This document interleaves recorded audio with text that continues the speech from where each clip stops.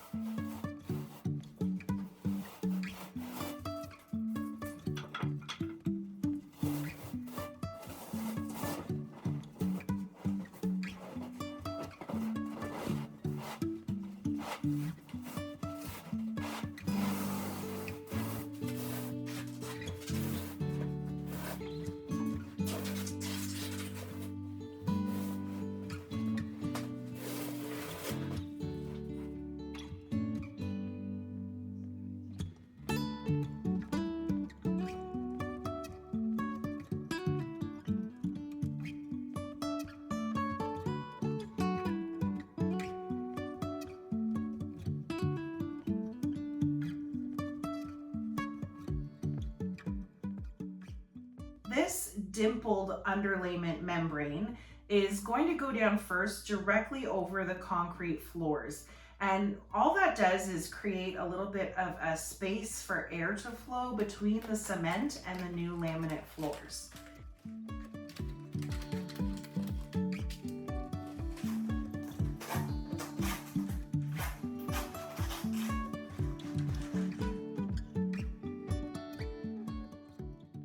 Then we put down this padded moisture barrier to keep any moisture on the concrete side of the floor, and it also provides some extra cushioning.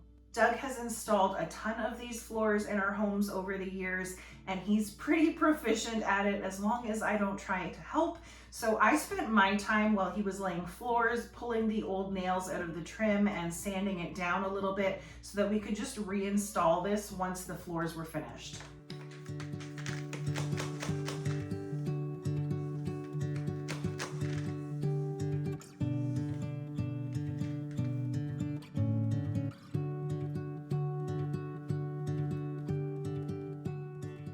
After just a few hours, Doug had all the floors finished in here, so he nailed the trim back up with some new quarter round, and I followed right behind him with a little bit of quick drying spackle to fill in all the holes.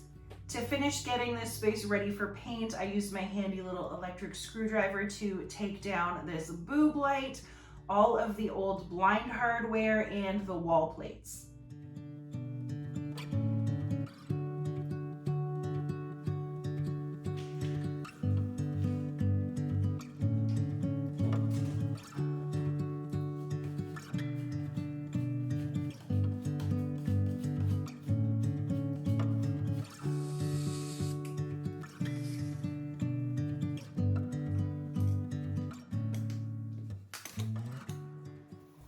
hear a lot of people talking about how complicated it is to find the right white for your space, but my favorite is always just a plain white base paint from Behr. No tinting, just their clean, crisp, ultra white. After 2 coats of fresh paint, we borrowed this vintage light fixture from another spot in the house, and now I can set up the bed. We brought this platform from our old house, but I think it was originally purchased from Amazon. Like most people, sleep is really important to me, and I want to be able to create the most comfortable and restful experience here for my guests as I can. When we moved out here to the East Coast, we actually purchased a brand new Birch Living mattress for upstairs in our primary bedroom, and I love it so much that we're going to be putting one down here in the guest suite as well, so that friends and family can have the same incredible sleep experience. Birch is a premium bed-in-a-box company that makes mattresses and sleep products that are stylish, comfortable, and environmentally conscious. Their non-toxic mattresses are made in America and crafted with organic and natural materials that have all been sustainably sourced. They are specially created with breathability, cooling, and support in mind. And with this year's crazy hot summer, the breathability of the natural materials keeping everyone cool and comfortable while they sleep is a huge bonus. Unlike synthetic mattresses, the wool in these makes them both hypoallergenic and mildew resistant.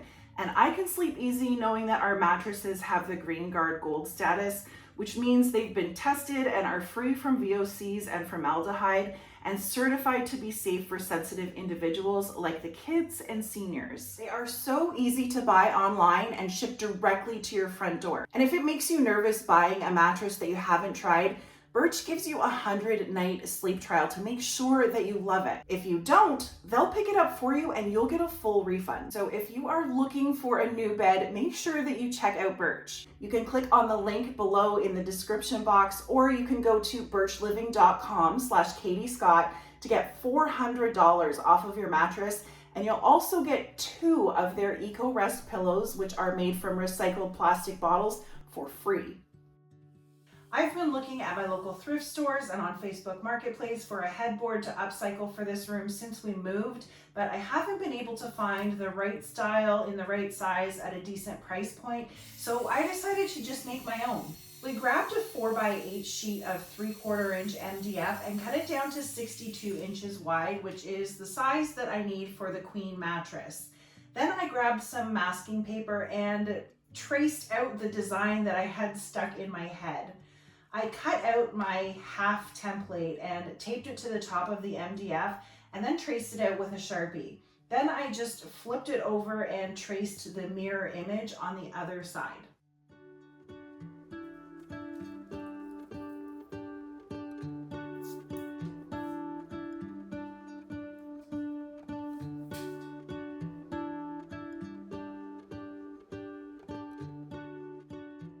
Since Dad was around and willing, and I am always looking for a good excuse to not use a power saw, I got him to cut along the traced line with our jigsaw, and then he got out his big router and ran it around the entire perimeter of the headboard, and that gave it a really beautiful finished rounded off edge. This is something that I could have done with my smaller handheld router, but it's totally an optional step. And if you didn't have a router, you could leave this edge as it is and just kind of smooth it over with a little bit of sandpaper, and it would still give you a really impressive look. I used my Surf Prep detail sander with a foam interface pad and some 220 grit sandpaper just to give a final smooth out to this edge, and then I was ready for primer. Since MDF is super porous, it will suck up a ton of paint, so it really does need to be sealed. I used my favorite Bin Shellac based primer for this because I had some on hand, but since I recorded this video, the price of this primer has gone from kind of on the expensive side to completely insanely unaffordable. So I'm going to be using a lot more water-based primers on my flips going forward and save this stuff for the really special cases. While my second coat of primer dried, I popped by my local Fusion Mineral Paint retailer, the Painted Pineapple in Moncton, and grabbed a jar of the color Champness. I want to create kind of a light denim chambray look on here, and this is going to be the perfect color for that effect. I did also opt to add some of Fusion's extender into my paint. And all this is going to do is make the paint take a little bit longer to dry so that I'll have some more time to create the faux linen or denim-y finish that I want. And since this is supposed to be a really organic and loose textured look, I'm using a roller again to apply my paint to the primed headboard. It doesn't need to be neat or tidy at all. And I'm actually using my white primer here as my base color. So it's going to peek through the blue and create a woven fabric effect. I decided to do about a 1 foot panel across the top. And once I had the paint on there, I grabbed a stiff brush from the dollar store and started to build my pattern. This linen or denim look is a really easy finish to do. You just use the bristles to drag some paint off and reveal that contrasting color underneath. I did one pass going horizontally, then I wiped off my brush on some paper towel and went back and did the same thing in a vertical motion to create a crosshatch design. This is a technique that I learned from Courtney at Steel Birch Studios, and I'll leave a link to her tutorial for it here. When I was happy with that top section and had a feel for how long my paint was taking to dry, I went ahead and added the rest of the paint to the bottom and then just kept going back and forth with my brush until I liked the way it was looking. Like I said, perfection is not super important here. It's a good technique to just relax and play with your paint, especially since it's a headboard and most of it is going to be hidden behind the mattress and the pillows.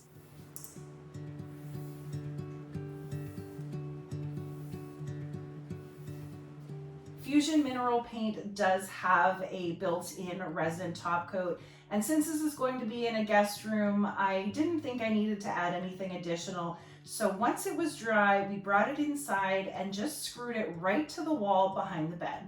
I measured out to make sure that it was centered under the window and that there was enough room on each side for the upcycled nightstands that I did a few months ago, and bam! That was easy. Only about $80 in materials for this. I have my MDF board, I have some primer and some paint. Once the bed was in, I tucked my night tables in on the side, and then it was time for some smaller stuff. I love chinoiserie patterns on everything, and I have been daydreaming about some ginger jar lamps like these that I found online forever, but I'm not ever going to be spending this much money on a table lamp. So again, I decided to make my own. HomeSense has had a ton of cool ginger jars on their shelves this summer. So I picked up this matching set for $19.99 a piece and also ordered 2 lamp kits from Amazon for $22.99 each. I did need to find a 10mm diamond hole saw bit so that I could drill a few holes in the vases and attach my lamp kits. And we were able to find a 10-piece set of them at Princess Auto, which is kind of like Harbor Freight in the US, for $19.99. So by the time I had all of the pieces that I needed, I was in for about $130 total for both of these lamps, which isn't cheap, but it is definitely cheaper than anything that I could find online. To turn these jars into lamps, we teamed up again to first drill a hole in the top piece of each jar, and then another hole for the cords to go into in the bottom. Doug slowly drilled into the ceramic while I held the jar nice and firmly in place and just squirted a little bit of water through an old syringe to keep it from overheating. Once we had our holes drilled, I fed the cord through the bottom of the lamp and up through the nut and the threaded pipe in the top piece, and then secured it in place with another nut.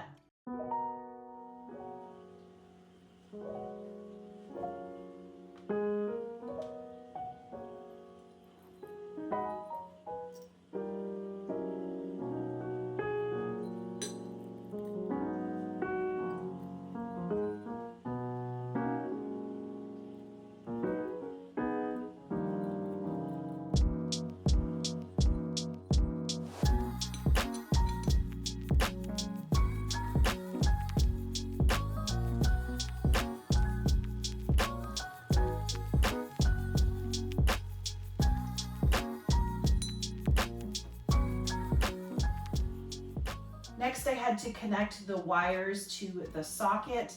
This was a little bit fiddly and I got frustrated, so Doug grabbed it from me and wrapped the white wire around the white screw and tightened it down, and then the black wire went around the other screw.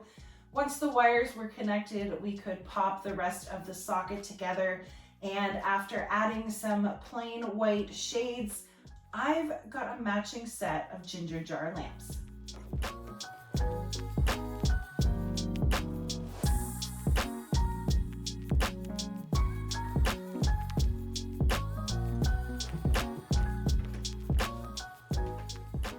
A few more small items to upcycle for this space are this mirror that I thrifted a few years ago and actually used to hang in the guest suite of our old house.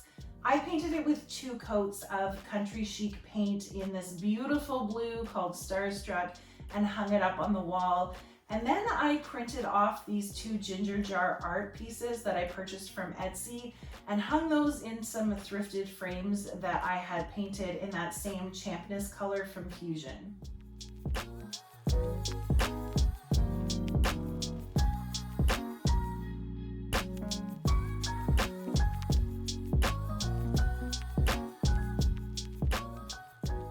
Once I had all the stuff hung on the walls, I made up the bed with some new fresh white linens and this gorgeous chambray denim quilt, and then I added some more found and thrifted items to bring this space together.